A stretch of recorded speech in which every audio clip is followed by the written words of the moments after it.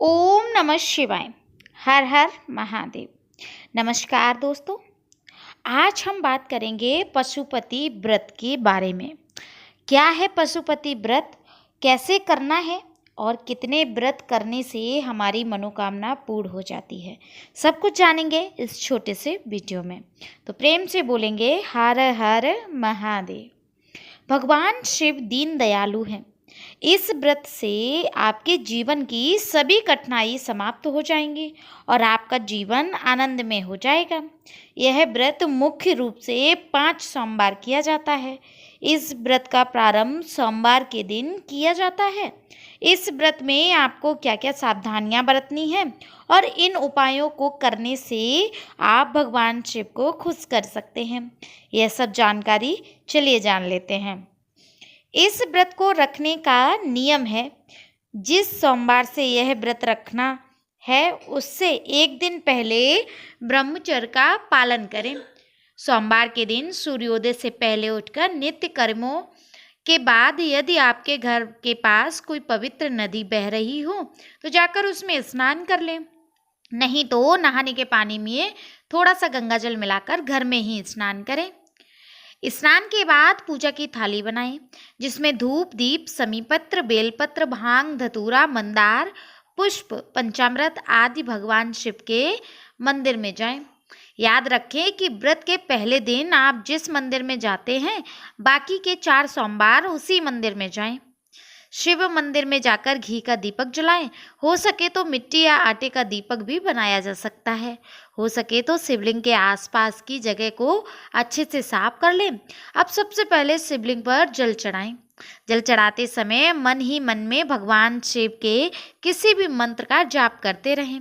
उसके बाद पंचाभिषेक यानी दूध दही घी शहद और अंत में शक्कर और फिर जल चढ़ाएं। पंचा अभिषेक करने के बाद शिवलिंग पर बेलपत्र मंदार के फूल आदि पूजन सामग्री चढ़ाकर मिठाई चढ़ाएं।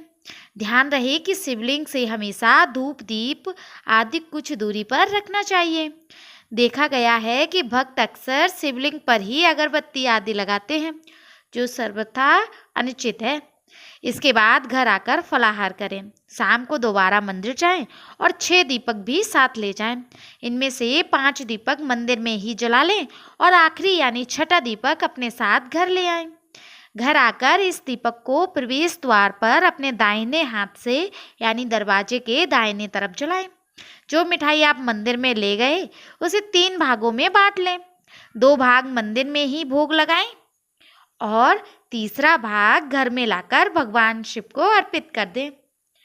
अर्पित करने के बाद प्रसाद के रूप में ग्रहण करें। अब आप व्रत का पारण कर सकते हैं, लेकिन ध्यान रहे कि नमक का प्रयोग ना करें। यह क्रम लगातार 5 सोमवार तक करें। पशुपति व्रत 5वें सोमवार को मनाया जाता है। पशुपति व्रत की जो विधि है, उपवास के दौरान रखें ये सावधानियां कौन कौन सी, चलिए जान लेते हैं। पूजन सामग्री में शुद्धता का विशेष ध्यान दें। शिवलिंग पर चढ़ाए जाने वाले पत्र मंदार के फूल आदि साफ होने चाहिए और ध्यान रहे कि पत्ते कटे फटे नहीं होने चाहिए। कुछ धार्मिक मान्यताओं के अनुसार सोमवार के दिन बेलपत्र नहीं तोड़ना चाहिए। इसके लिए एक दिन पहले यानी रविवार के दिन बेलपत्र तोड़कर सुरक्षित रख लें। भगवान शिव को प्रिय है पशुपति व्रत। निश्चित ही यह सभी मनोकामनाओं को पूर्ण करने वाला है। व्रत के दौरान काम क्रोध लोभ मोह और अहंकार जैसे विकारों से दूर रहें। व्रत के दौरान भूलकर भी कभी किसी तामसिक पदार्थों का सेवन नहीं करना चाहिए।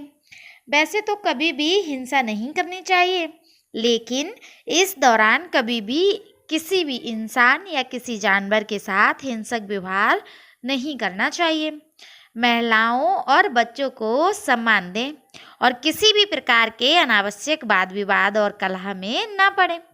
पशुपति व्रत में कब नहीं करना चाहिए? पशुपति व्रत अगर आप कब करना चाहते हैं और कब नहीं करना चाहिए, चलिए जानते हैं। वैसे तो कोई भी व्यक्ति पूरी श्रद्धा से इस व्रत को कर सकता है, लेकिन यदि कोई बीमार है या वृद्धावस्था के कारण इस व्रत को करने में असमर्थ है तो उसे इस व्रत को नहीं करना चाहिए। गर्भवती महिलाओं को यह व्रत नहीं करना चाहिए और मासिक धर्म के दौरान ऐसी महिलाएं अपने पति के न होने पर अपने पुत्र से पूजा का कार्य करवा सकती हैं। इनके लिए केवल पूजा विधि वर्जित है, अन्यथा यह व्रत भी रख सकते हैं, लेकिन पशुपति व्रत को उसमें जोड़ा नहीं जाएगा। पशुपति व्रत कितने करें? मुख्य रूप से सभी को 5 व्रत करने चाहिए। बात का ध्यान अवश्य रखना चाहिए कि जब से आप व्रत शुरू करें उस दिन सोमवार आवश्यक है। उसके ठीक 5 सोमवार बाद व्रत पूर्ण हो जाएंगे। चलिए अब हम श्रवण करते हैं पशुपतिनाथ व्रत कथा। एक बार की बात है, भगवान शिव नेपाल की सुंदर तपोभूमि से आकर्षित होकर एक बार कैलाश छोड़कर यहाँ आए और यहीं ठहरे। इस क्षेत्र में वह 3 सींग वाले हिरण के रूप में विचरण करने लगा, इसलिए इस क्षेत्र को पशुपति क्षेत्र या मृगस्थली भी कहा जाता है। शिव को इस तरह अनुपस्थित देखकर ब्रह्मा और विष्णु चिंतित हो गए और दोनों देवता भगवान शिव की खोज में निकल पड़े। इस रमणीक क्षेत्र में उसने एक दैदीप्यमान मोहक 3 सींग वाला मृग विचरण करते देखा। उन्हें मृग रूपी शिव पर शक होने लगा। योग विद्या से ब्रह्मा जी ने तुरंत पहचान लिया कि यह मृग नहीं बल्कि भगवान आशुतोष है। तुरंत ही ब्रह्मा जी उछल पड़े और मृग के सींग को पकड़ने की कोशिश करने लगे। इससे मृग के सींग के 3 टुकड़े हो गए। उसी सींग का एक पवित्र टुकड़ा टूटकर यहाँ पर गिर गया, जिसकी वजह से यहाँ महारुद्र जी का जन्म हुआ, जो आगे चलकर पशुपतिनाथ जी के नाम से प्रसिद्ध हुए।